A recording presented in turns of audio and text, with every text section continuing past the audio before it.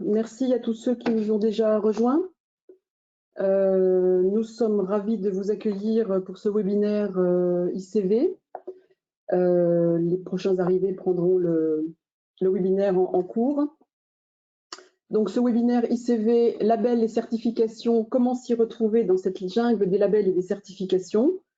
Ce webinaire est organisé conjointement avec le service formation de l'ICV et le service stratégie, qualité, développement durable de l'ICV. Je serai votre organisatrice pour ce webinaire. Donc, je suis Florence Gras, je me présente, Florence Gras, responsable du service formation et consultante au service qualité, développement durable. Et votre présentateur, donc mon collègue Sébastien Narjou, qui sera votre expert, présentateur, consultant du service stratégie, qualité, développement durable de l'ICV.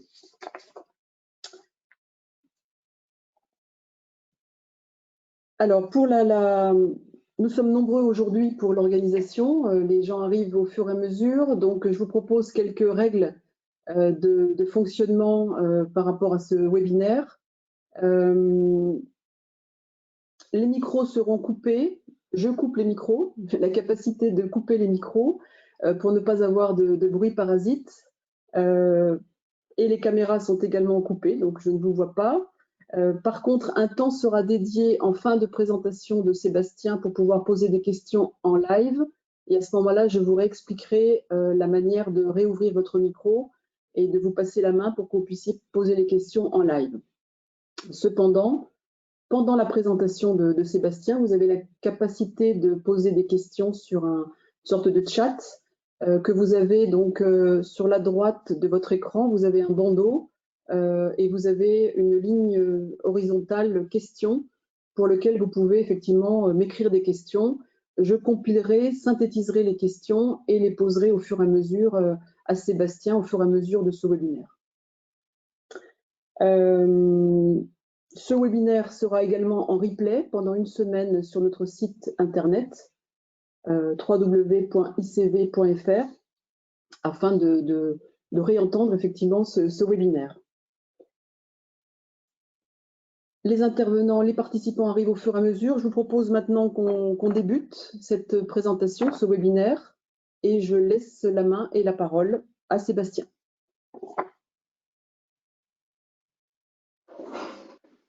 Merci Florence, bonjour à toutes et à tous. Donc, je vais vous présenter les principaux labels et certifications que l'on peut trouver dans la filière vitivinicole.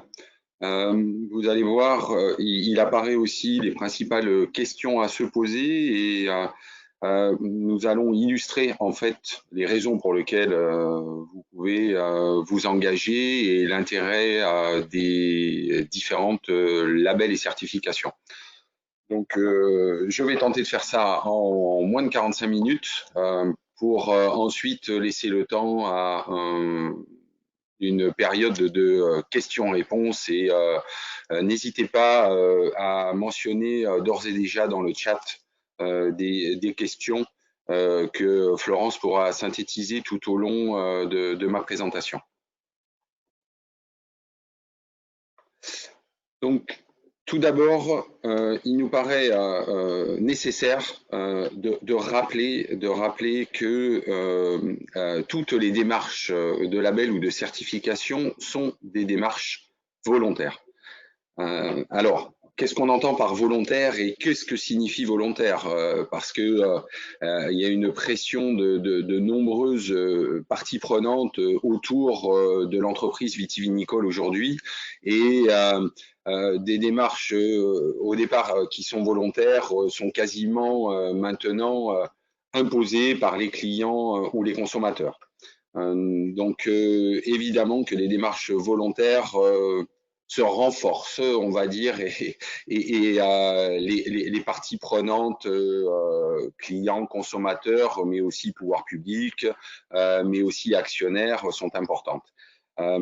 Alors, dans toutes ces démarches, il faut signaler aussi, avant de parler du périmètre, que nous n'allons vous présenter que les principales démarches Et notre présentation est loin d'être exhaustive. Par contre, un élément quand même essentiel par rapport à la crédibilité des démarches concerne la notion en fait de vérification par un organisme tiers. Parce que se déclarer bon ou faisant tel ou tel engagement, tout le monde peut le faire. Par contre, que ce soit vérifié par un organisme tiers, donc nombreux organismes certificateurs, hein, je n'en cite que quelques-uns, mais l'AFNOR, Bureau Veritas, Kiwa ou tous ces organismes certificateurs garantissent la véracité des engagements que peuvent prendre les entreprises et délivrent des certifications.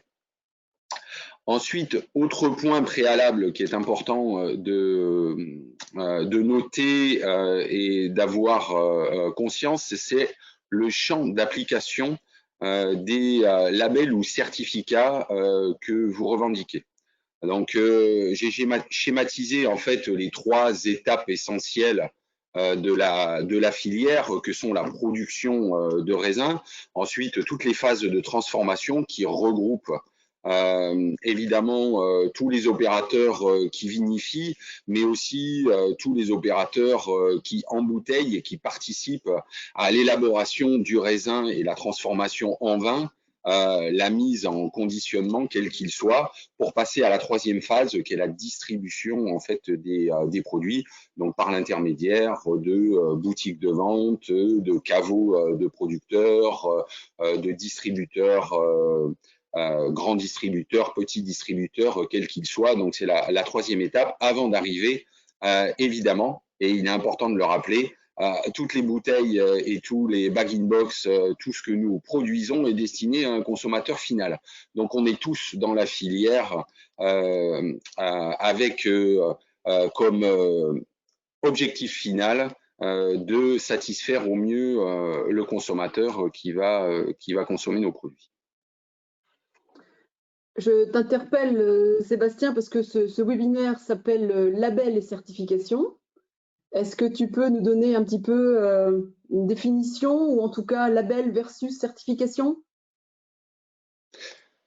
Oui, merci Florence. En effet, alors on parle indifféremment de label et certification. Il n'y a pas une définition à proprement parler, si ce n'est déjà pour la crédibilité et label et certification, donc répondent à des engagements par rapport à un cahier des charges ou par rapport à une norme et sont vérifiés par un organisme tiers. Mais en général, on parle plus de label quand on peut revendiquer en fait les engagements sur le produit fini. Donc le produit fini a un logo, un label qui rappelle ses engagements, alors que les certifications concernent plus l'organisation de l'entreprise, les systèmes qu'on met en place pour satisfaire le consommateur. Voilà, si on peut définir succinctement la différence entre label et certification, mais je vais rentrer dans le détail tout au long de la présentation. Très bien, merci. Donc, on a classifié en 4 grands types de démarches les principaux labels et certifications. Tout d'abord, les démarches qualité produit. Alors, elles concernent d'abord la revendication de certains engagements, alors sur le produit, bien souvent, mais aussi parfois sur le système qui permet de rassurer le consommateur par rapport à la qualité ou à la satisfaction du consommateur. Ensuite, il y a un deuxième grand type de démarche qui concerne les démarches de sécurité alimentaire. Donc ça, c'est des démarches qui sont maintenant quasiment exigées systématiquement par les clients et les enseignes de distribution. On va rentrer dans le détail. Et elles sont là pour rassurer le consommateur quant au respect strict de la sécurité alimentaire. Ensuite, il y a un troisième grand type de démarche qui a le vent en poupe aujourd'hui et qui se développe fortement, qui correspond aussi à des nouvelles aspirations et attentes des consommateurs. Ce sont toutes les démarches environnementales.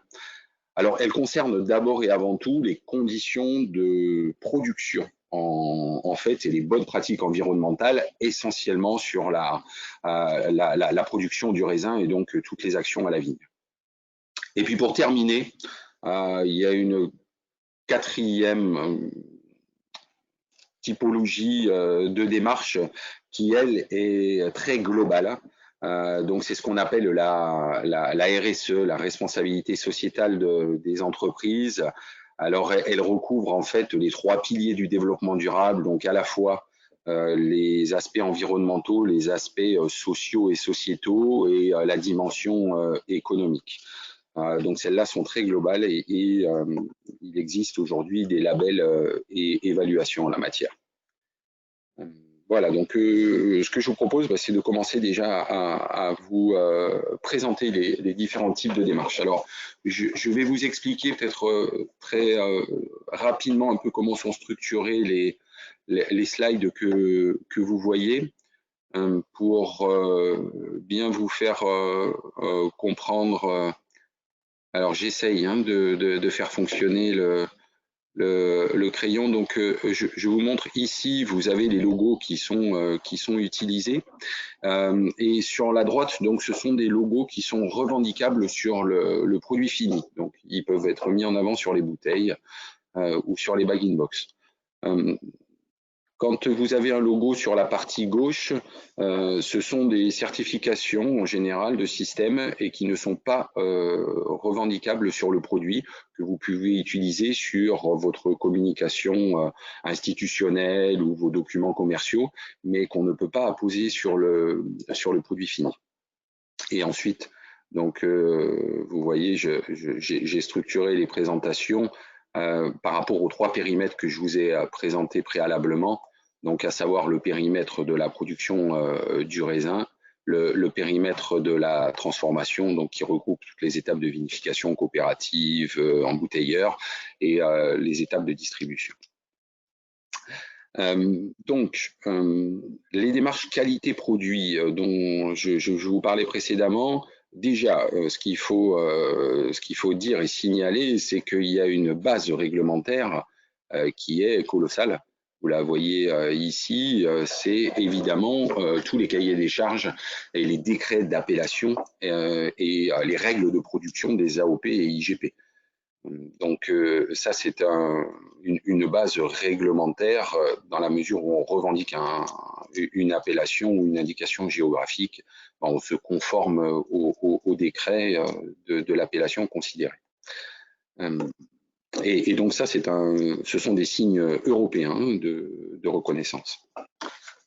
Alors ensuite, la démarche qualité-produit, on va dire la plus ancienne et qui est utilisée dans les entreprises maintenant depuis le début des années 90, c'est la démarche ISO 9001. Donc elle n'est pas revendicable sur le produit fini, mais c'est une démarche qui est très structurante et qui organise en fait l'entreprise en processus. Donc elle est essentiellement utilisée pour les entreprises de transformation et de distribution. Donc c'est une démarche, je vous dis, qui date du milieu des années 90, alors qui est un peu en décroissance parce que les entreprises ne peuvent pas la revendiquer sur le produit fini. Ensuite, les démarches qu'on voit de plus en plus, alors c'est de nombreuses revendications ou allégations qu'on met sur le produit fini, alors qui concernent un groupe de produits qu'on peut qualifier de revendications sur les vins sans quelque chose, sans SANS, et sain. Donc, vous voyez d'ailleurs, il y a un logo qui utilise cette terminologie, le logo vin sain, donc c'est-à-dire sans aucun intrant ni soufre ajouté. Donc, ces logos vin sain ou vin végan sont des autodéclarations et sont utilisés par quelques opérateurs. Ça représente une dizaine ou une quinzaine d'opérateurs qui les revendiquent, mais font pas l'objet d'une certification. La nouveauté par rapport à ce type de revendication, c'est la revendication vin nature. puisque depuis le mois de mars, il y a une association des vins nature qui a été reconnue par les fraudes et qui revendique plus de 250 participants. Donc on est en train maintenant d'encadrer la mention et la revendication de la terminologie de vin nature. Ensuite, il y a dans les démarches qualité-produit, il y a une autre démarche qui est en train de se développer, alors que j'ai classifiée dans les démarches qualité-produit parce qu'elle revendique en fait le bien manger pour tous. Et c'est une démarche qui garantit en fait le zéro résidu de pesticides. ZRP, ça signifie zéro résidu de pesticides.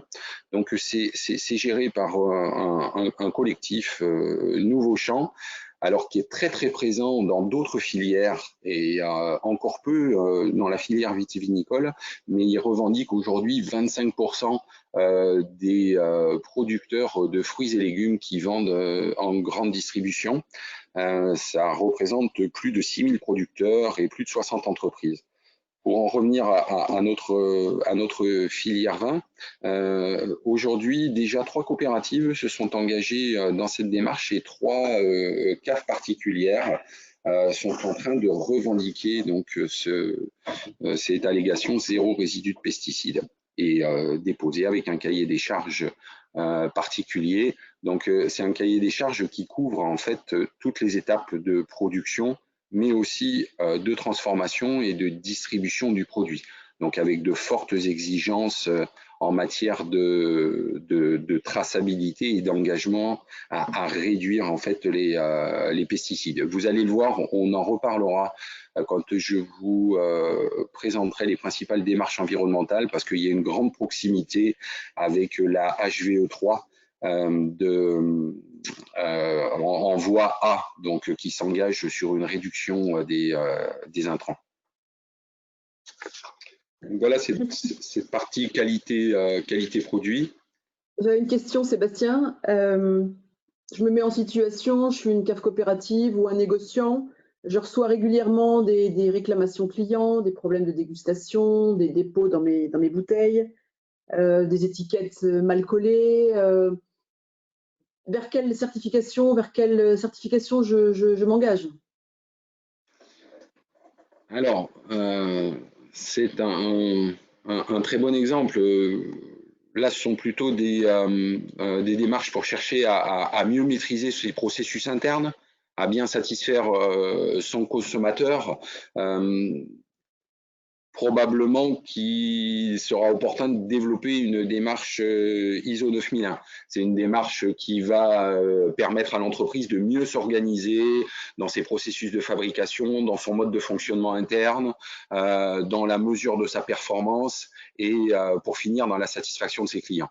Donc tout indiqué de s'engager dans une démarche ISO 9001.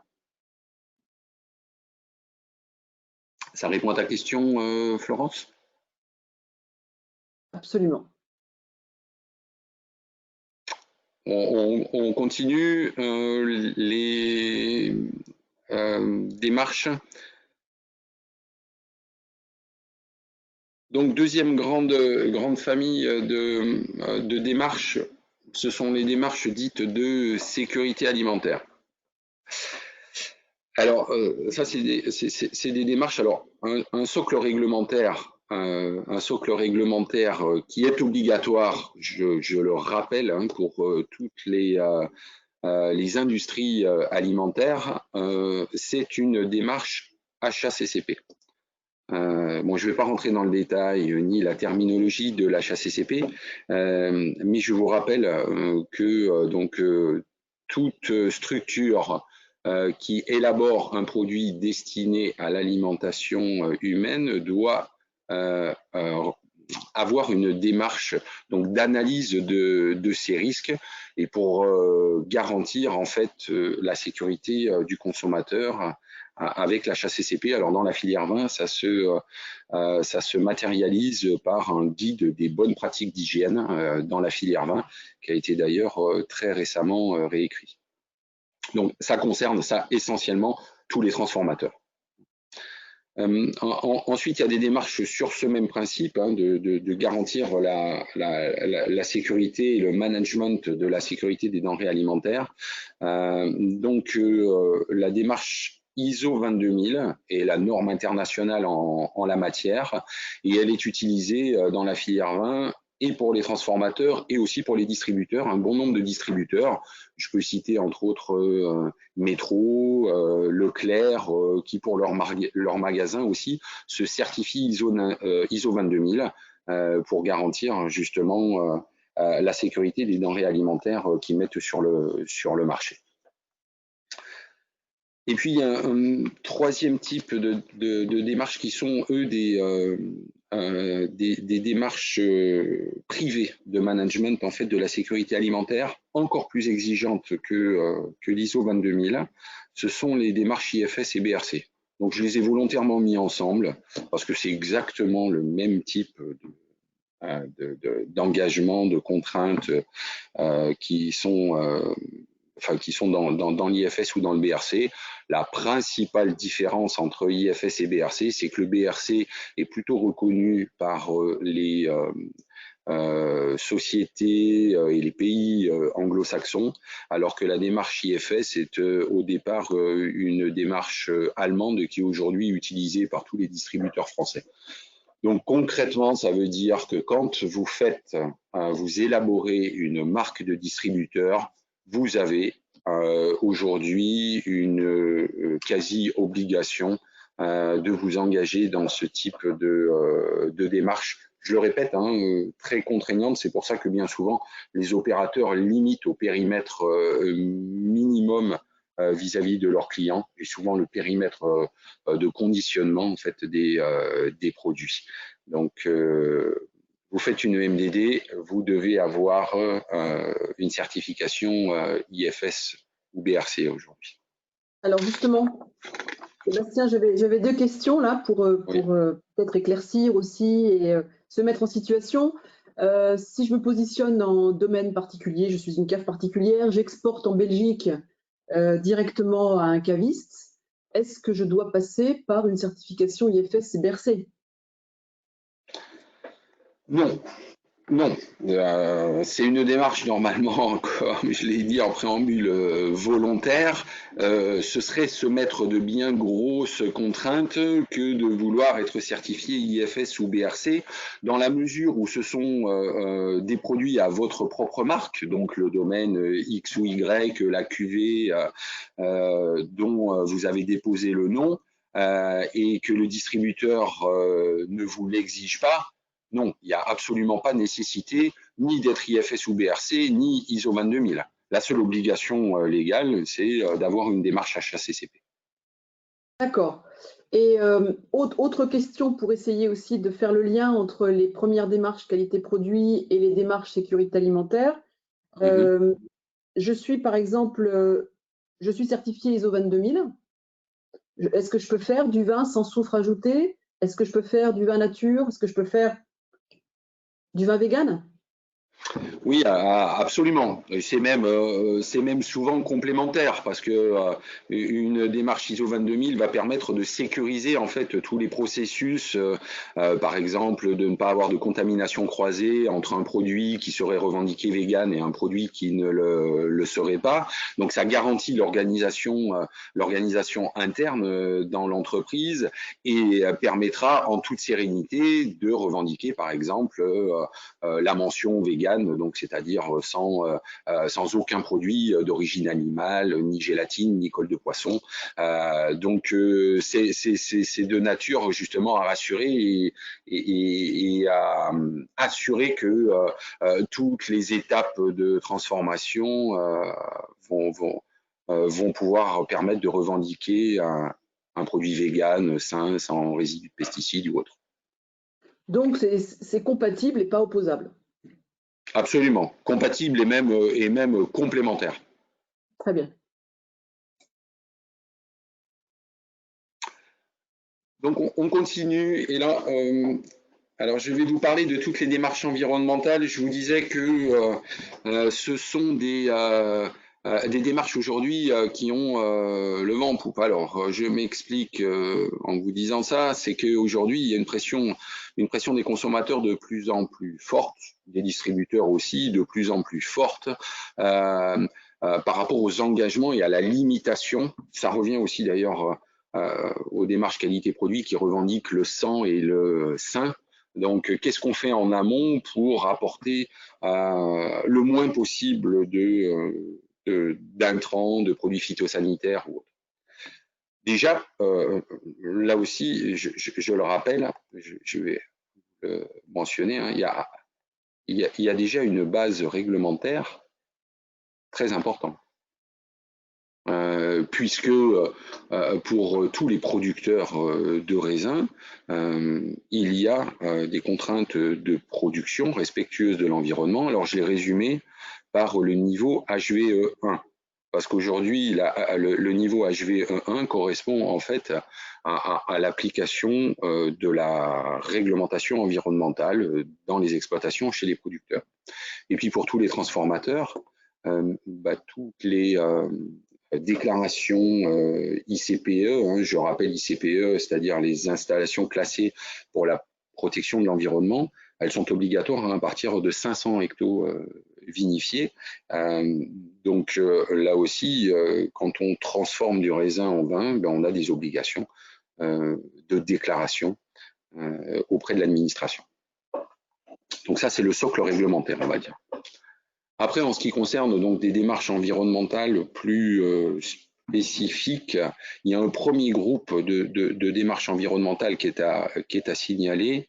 C'est le groupe qui s'appuie en fait sur tout ce qui concerne des modes de production dits plus respectueux de l'environnement, donc basés autour des principes de l'agriculture biologique.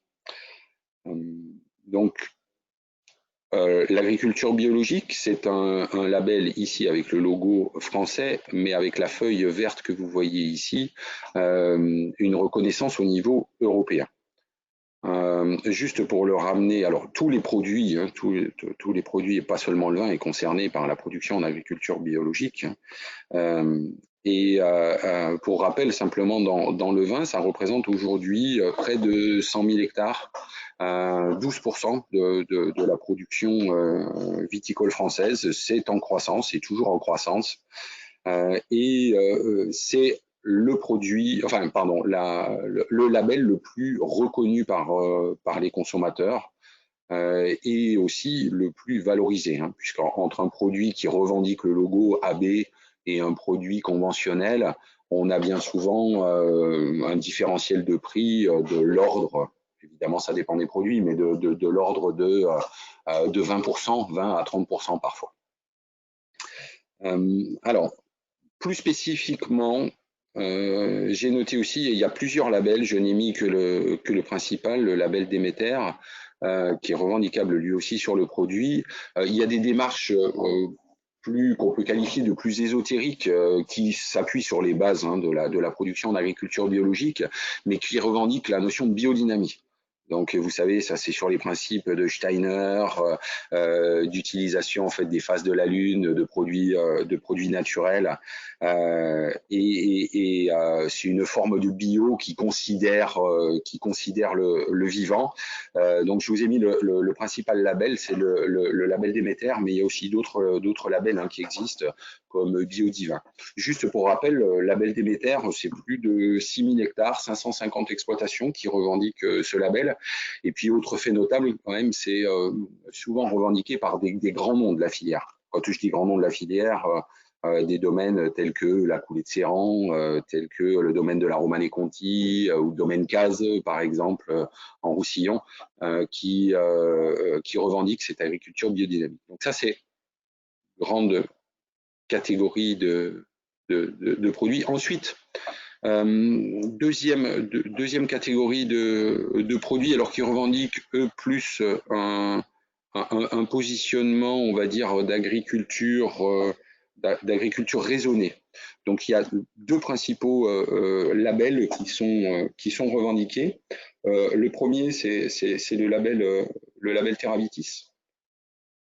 Donc ça, c'est un label spécifique à la filière vin. comme son nom l'indique. Et c'est un label qui a été créé donc en Beaujolais il y a une vingtaine d'années, je crois, et qui aujourd'hui a une résonance nationale. Il se base en fait sur les principes de viticulture et vinification raisonnée. C'est pour ça que je l'ai mis à la fois sur l'amont et la transformation. Et c'est un label en plus qui est en train d'évoluer sur des engagements plus globaux en matière de RSE. Bon, en tout état de cause, c'est un label qui est, pour être pragmatique, surtout soutenu par le premier opérateur négociant de la filière vin, donc je veux dire Castel.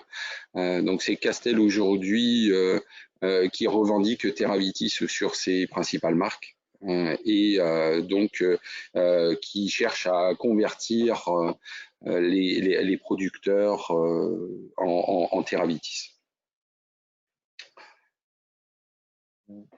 Sur les mêmes principes, il y a la démarche, alors la fameuse démarche HVE, donc HVE 3, donc qui est basée sur des engagements de résultats, hein, puisque le niveau 1 c'est la réglementation, le niveau 2 c'est un niveau intermédiaire. Oui, j'ai pas parlé du niveau 2, mais Terravitis par exemple revendique une équivalence HVE niveau 2.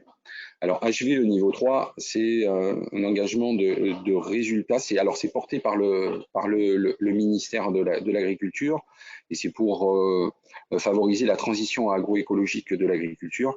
Donc les principaux critères de résultats qui sont demandés par la HVE 3, ce sont alors HVE 3 voie A. Je ne veux pas trop rentrer dans le détail, mais HVE 3 voie A sont des critères donc de traitement phyto, des critères de fertilisation, de maîtrise de la fertilisation, de maîtrise et de réduction aussi en matière de phyto et de fertilisation, mais aussi quand on irrigue, de bien maîtriser l'irrigation et de favoriser la biodiversité. Donc ça c'est un label. C'est un label qui est revendicable sur le produit fini. Pour vous dire ce qu'il représente, donc il y a une croissance très très forte sur ces 2 dernières années. Donc les derniers chiffres que j'ai sur la filière vin, 1er janvier 2019, c'était autour de 1500 exploitations qui étaient certifiées HVE niveau 3. 1er janvier 2020, plus de 4500 exploitations vitivinicoles. Donc on a multiplié par 3 et c'est en très forte croissance, ne serait-ce que par les équipes ICV. En l'espace de 2 ans, on doit être à près de 40 ou 50 coopératives accompagnées sur ce sujet-là, donc avec bon nombre de producteurs derrière les coopératives. Donc une démarche en très forte croissance. Et c'est une démarche, pour terminer le panorama de revendication de la HVE 3, c'est une démarche aujourd'hui qui est de plus en plus demandée par la plupart des distributeurs.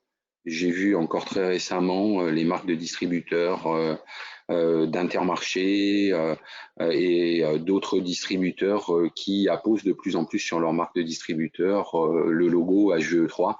Donc c'est-à-dire tous les producteurs et négociants qui produisent des marques de distributeurs, ont une pression forte des distributeurs et c'est accompagné aussi par de gros opérateurs tels Grancher de France, Advini ou d'autres gros négociants français qui cherchent à convertir les producteurs en HVE 3, enfin qui cherchent des vins en HVE 3. Pour terminer ce panorama sur les démarches environnementales, je veux citer aussi la démarche Agriconfiance. Donc ça, c'est une démarche qui concerne uniquement les coopératives. C'est une démarche qui est un petit peu en perte de vitesse, mais qui est basée sur l'organisation en fait du fonctionnement entre le producteur et sa coopérative, donc basé sur en fait le système de management de la qualité et de l'environnement de la production agricole, avec un contrat d'engagement réciproque entre la coopérative et les producteurs de la coopérative. Il y a un logo qui a évolué d'ailleurs, qui est apposable sur les produits, mais ça organise plutôt la relation environnementale et la maîtrise en fait de tous les traitements et de tout le système de production des producteurs au sein de la coopérative. Mais un logo est revendicable et bon nombre de coopératives aujourd'hui apposent ce logo sur leurs produits. Pour terminer donc avec ces démarches environnementales, il y a la démarche ISO 14001, donc qui elle n'est pas revendicable sur le produit, qui est une certification système. Donc c'est un système de management environnemental de l'entreprise. Alors pour être clair, elle est utilisée essentiellement dans deux régions viticoles en France. C'est Bordeaux, qui a utilisé depuis fort longtemps dans son système de management environnemental les bases de l'ISO 14000.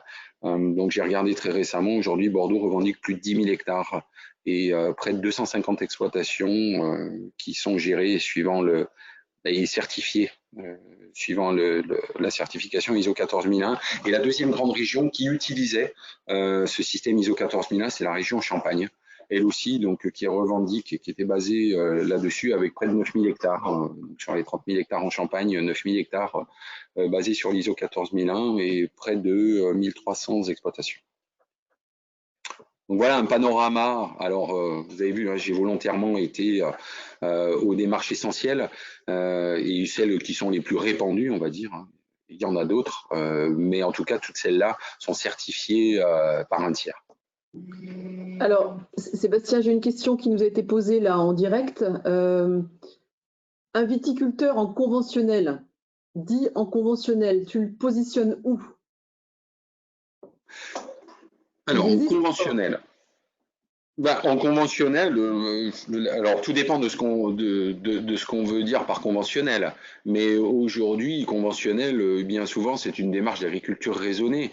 Donc, quelqu'un qui traite de façon raisonnée doit être normalement tout à fait capable de revendiquer une démarche Terravitis ou une démarche HV3. Alors avec quelques contraintes évidemment de traçabilité administrative pour pouvoir le justifier, mais doit être capable. Ou alors, s'il est intégré à une coopérative, ça peut s'intégrer dans une démarche agri-confiance. On peut Est-ce dire que aussi ça répond à la question? J'imagine, la personne pourra peut-être donner son avis.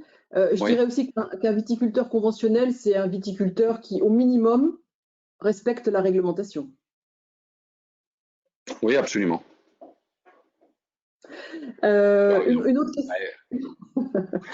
question aussi, pour essayer aussi de voir les liens qu'il peut y avoir entre ces démarches, puisque c'est ça aussi la jungle, hein. Je suis certifiée ISO 14000 ou Agri-Confiance. Un client me demande une démarche environnementale, je lui présente mon certificat ISO 14000 ou mon label Agri-Confiance. Mm-hmm. Est-ce qu'il y a besoin d'aller sur Terravitis ou l'agriculture biologique? Repose-moi ta question, Florence, s'il te plaît. Je suis une entreprise, je suis certifiée ISO 14000 Oui. ou Agri-Confiance, donc j'ai mis en place une démarche environnementale dans mon entreprise. D'accord, une démarche système plutôt, oui. Mm-hmm. Ai-je donc besoin vis-à-vis de mon client d'être certifié ou labellisé bio ou Terravitis? Est-ce que ça suffit? C'est compatible? Incompatible? Alors c'est tout à fait compatible puisque les démarches système permettent d'organiser votre mode de fonctionnement en interne. Après, vis-à-vis du client, c'est à quel consommateur final je m'adresse. Est-ce que je veux utiliser un label sur le produit pour me différencier et justement chercher à vendre mes produits un peu plus cher, donner de la valeur ajoutée à mon produit par le label. Donc, dans ce cas-là, je peux aller le coupler à une démarche d'agriculture raisonnée comme Terravitis ou HVE3, ou encore plus exigeant en matière de production, une démarche d'agriculture biologique. bien. C'est Je te bon? remercie. Ça répond? Très Je te bien. remercie. Donc, je voulais terminer par ce panorama des différents labels par les démarches RSE. Donc, je vous rappelle, hein, RSE, responsabilité sociétale des entreprises. Globalement, c'est l'application du développement durable dans les entreprises. Donc, ces fameux trois cercles qui, au milieu des trois, font du développement durable quand on se préoccupe à la fois de l'économique, du social et de l'environnemental. Donc, ce qu'il faut savoir, c'est que la norme internationale qui encadre les principes de la RSE, c'est la norme ISO 26000. Donc, les démarches que vous avez là, voire certaines autres qui se revendiquent de démarches RSE, sont toutes basées sur le référentiel international ISO 26000. C'est un référentiel qui date de 2010. Et donc, aujourd'hui, il y a deux principales certifications. Enfin, d'ailleurs, en matière de RSE, on ne parle pas de certification parce qu'on n'est pas bon ou pas bon. On est dans une démarche d'amélioration continue quand on s'engage dans une démarche RSE. Et en matière de RSE, on parle d'évaluation. Donc, les deux principaux labels en matière de RSE sont le label engagé RSE, qui est délivré par AFNOR Certification et qui labellise toutes les entreprises de transformation ou de distribution. Donc, ça, c'est l'aval de la filière, on va dire. Ensuite, il y a un autre label aussi qui date de cette période-là et qui est basé exactement sur les mêmes principes que Engagé RSE. Ils se sont d'ailleurs même rapprochés aujourd'hui.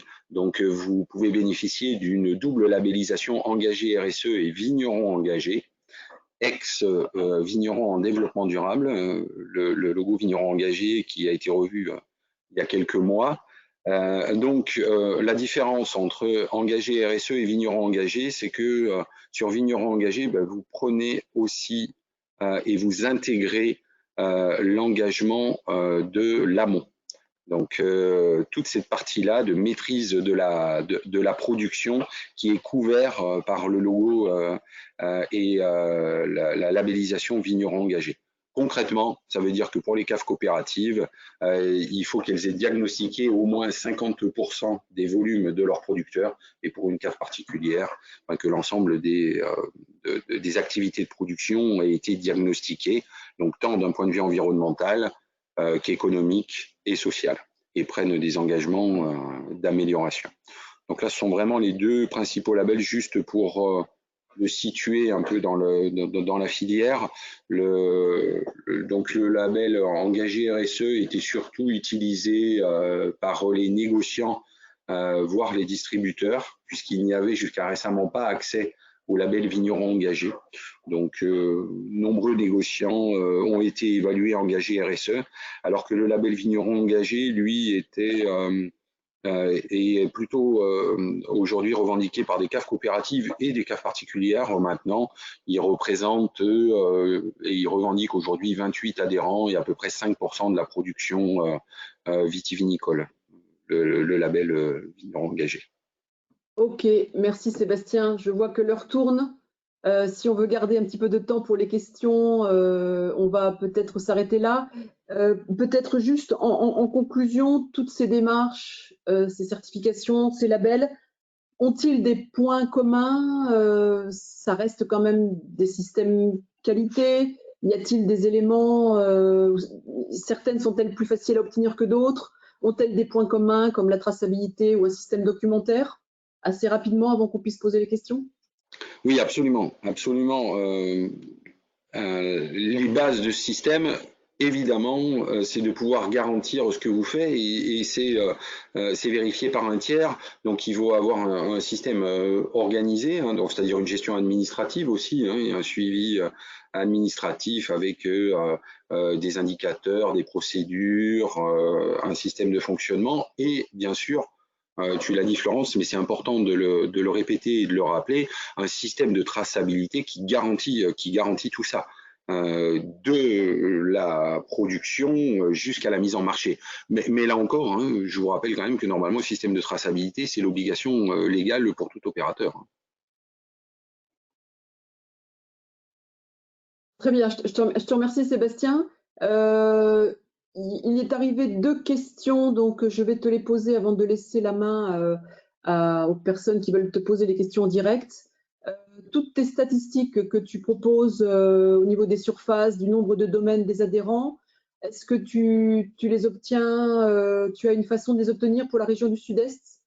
Tu es allé chercher sur les sites, peut-être donner les Alors informations. oui, oui, alors je peux vous dire, c'est une mise à jour très récente, hein, donc pour le webinaire, les chiffres que je vous ai cités, c'est des chiffres qui sont tous donc de 2020. Donc je vous citais la HVE au 1er janvier, puisque ça évolue au fur et à mesure.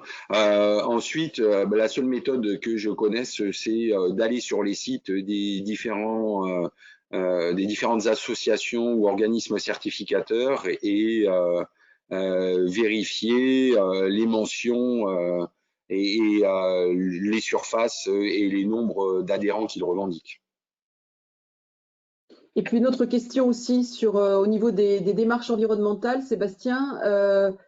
Bien sûr, elles ne sont pas toutes connues du grand public. On parle certainement, on est au cœur des démarches, donc on les connaît bien, nous, on sait en parler, mais pour le grand public, quelles seraient celles ou quelles seraient celles qui pourraient être le meilleur investissement pour satisfaire les clients quand on démarre en agriculture conventionnelle? Alors oui, ça c'est une sacrée bonne question en effet, parce que de savoir combien ça peut rapporter, parce que bien souvent ça coûte avant que ça ne rapporte, c'est clair.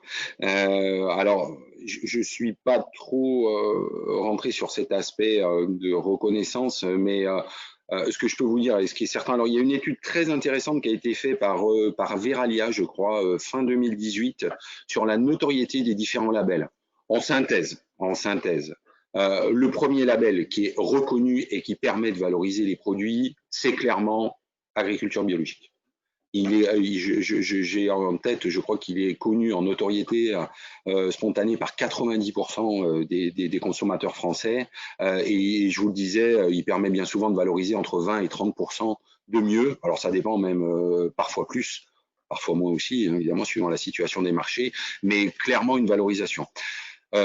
Après, les autres labels ont, on va dire, des notoriétés très diverses, très diverses. Terravitis, Vigneron engagé sont les 2 labels qui semblent ensuite les plus reconnus par le consommateur. HVE, je n'ai pas cru nécessaire de le dire, mais ça vaut peut-être le coup que je donne la signification du sigle, haute valeur environnementale. C'est peut-être pas très explicite pour le consommateur. D'ailleurs, ça garantit pas une qualité produit, la haute valeur environnementale. C'est un label qui, en tout cas, en 2018, sur cette fameuse étude Veralia des consommateurs français, ne semblait pas connu. Enfin, d'ailleurs, je ne sais même pas si ça avait été testé. Par contre, c'est vrai qu'on le voit de plus en plus apparaître, et d'ailleurs pas seulement sur les produits vins. Donc, il apparaît aussi sur beaucoup d'autres produits alimentaires. Donc, il a probablement de beaux jours devant lui en termes de reconnaissance du consommateur. On pourrait dire la même chose parce qu'il m'apparaissait intéressant de vous le signaler, c'est ce fameux zéro résidu de pesticides. Dans la filière vin, c'est encore anecdotique, mais par contre, ça apparaît de plus en plus sur d'autres filières. Moi, je le vois quand je fais mes courses, je le vois sur des pâtes, je le vois sur des céréales, on le voit sur des fruits et légumes. Donc, c'est vrai que ça permet d'avoir peut-être une reconnaissance du consommateur plus rapide et plus forte. Et je rajouterais peut-être, Sébastien, si tu veux bien, que pour un viticulteur qui est en conventionnel, peut-être que de démarrer par de la haute valeur environnementale, HVE, c'est aussi une manière de mettre le pied dans des démarches environnementales en douceur. Oui, d'autant plus qu'il y a plusieurs niveaux à la démarche HVE. HVE 1, donc la réglementation, HVE 2, HVE 3, et dans la HVE 3, en plus, il y a 2 voies possibles. Enfin, je ne veux pas trop rentrer dans le détail là, d'ailleurs, je crois que ça fera l'objet peut-être d'un webinaire particulier, mais Absolument. en effet. Ouais. Non, très bien pour cet éclairage, cette expertise. Il nous reste quand même peut-être, on va dire, 5 minutes de questions en live. Donc la méthode de fonctionnement, c'est que moi, je vous visualise tous. Vous avez donc toujours pareil en haut à droite dans le bandeau une petite main qui s'affiche. Et si vous voulez, voilà, en haut à droite, vous avez une petite main qui s'affiche normalement, qui doit être ici. Voilà, exactement. Voilà, merci Sébastien. Et si vous voulez cliquer dessus, je peux vous donner le micro, ouvrir votre micro pour que vous puissiez poser une question, si le vôtre est aussi également ouvert. Voilà, donc si vous avez des questions, n'hésitez pas. Sébastien et moi, nous sommes là pour vous poser des questions. N'hésitez pas à cliquer sur cette petite main qui me permet de savoir que vous voulez poser une question. Et je vous donne la parole si votre micro est lui-même ouvert. Ou évidemment sur la zone questions aussi, si vous voulez poser une question, écrire une question. Oui, moi j'avais peut-être, pour laisser le temps à quelqu'un de se manifester, sur la partie environnementale aussi, pour faire un petit peu aussi, toujours je suis dans la compatibilité ou l'incompatibilité sur certaines démarches. C'est très rare, mais imaginons une entreprise qui est certifiée ISO 9001, qui est aussi Agriconfiance, qui fait du bio, puisque tout ça est compatible. Que va m'apporter une démarche RSE? Est-ce que j'ai besoin d'aller sur une démarche RSE où je suis déjà bien servi en termes de certification et de label? Alors, il y en a de nombreuses entreprises qui sont dans ce cas-là et qui s'engagent dans une démarche RSE.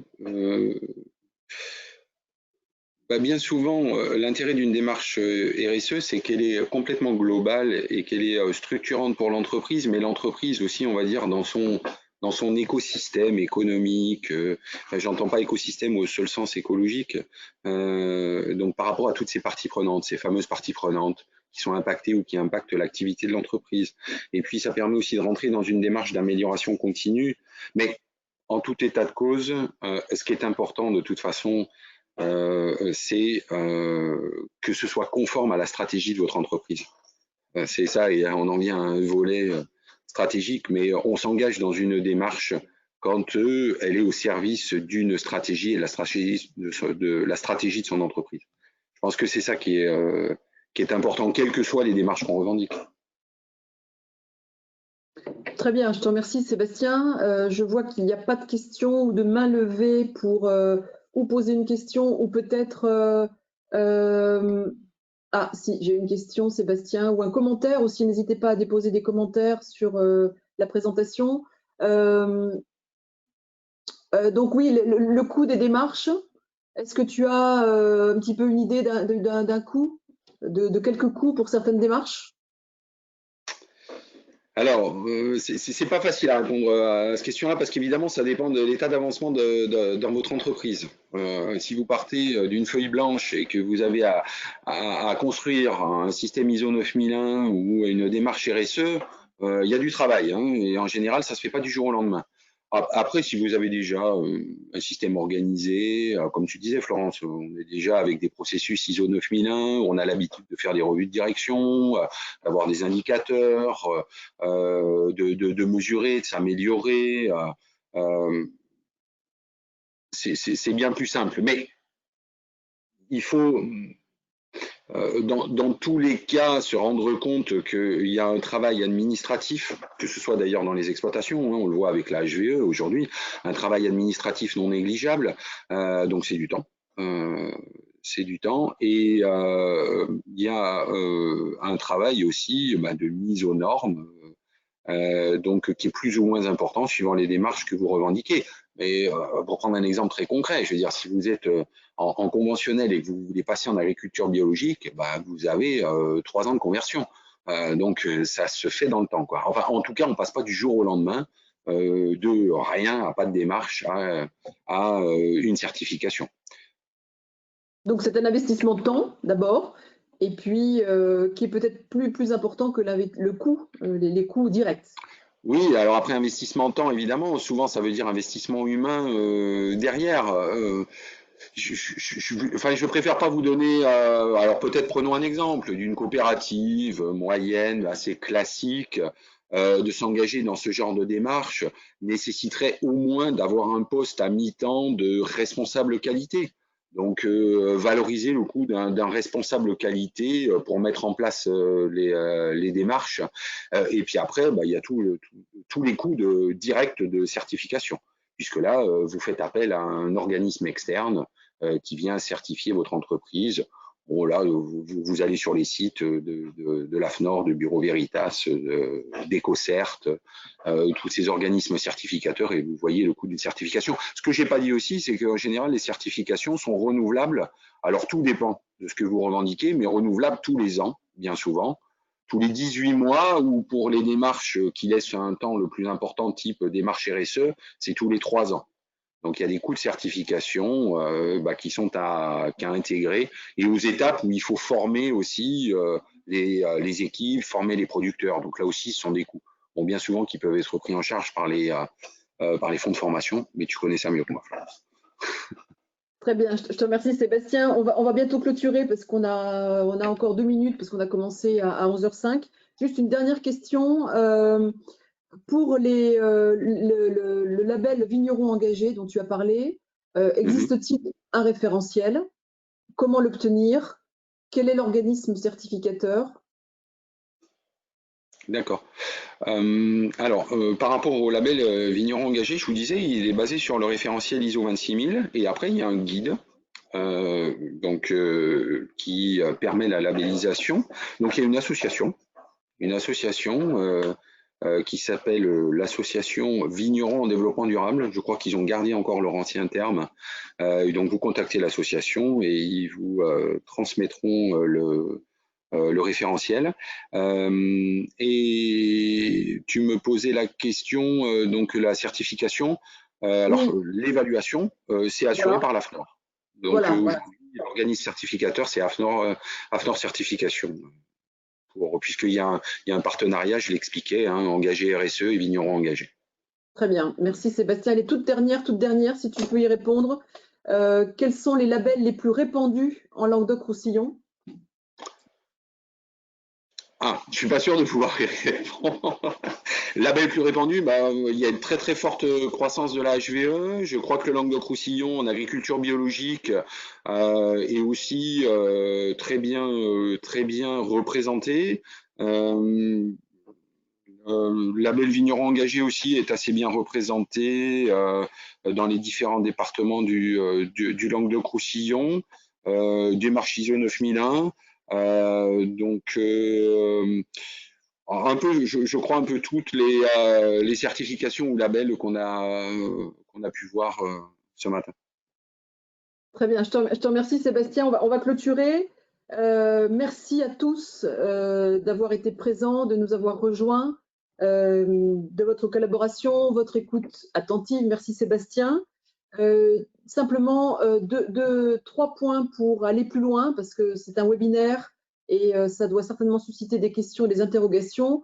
Je citerai le catalogue de formation que vous pouvez retrouver sur le site internet www.icv.fr. Le nouveau catalogue pour 2021 va sortir au mois de novembre. Donc, tenez-vous prêts, il sortira en ligne, évidemment, sur notre site internet. N'hésitez pas à nous contacter, Sébastien ou moi-même, pour vous orienter, pour un diagnostic, pour aller plus loin sur les démarches et les labels que nous vous avons présentés. Et puis, un petit teasing sur 2 nouveaux webinaires que nous allons mettre en place. Alors, pour la fin de l'année, certainement en novembre, autour de la HVE, avec 2 consultants du département stratégie, qualité, développement durable, pour rappeler et reparler un petit peu de HVE, parce que ça sera le moment de s'engager pendant l'hiver et le repos de la vigne. Et puis en début 2021, un autre webinaire qui sera organisé autour des nouveautés sur la sécurité alimentaire, le nouveau guide des bonnes pratiques alimentaires. Donc la thématique sera autour de la sécurité alimentaire. Je vous invite vous recevrez les invitations et à nous rejoindre à ce moment-là. Merci encore, merci Sébastien, et puis à bientôt de vous retrouver sur nos webinaires ICV. Merci Sébastien. Merci bien.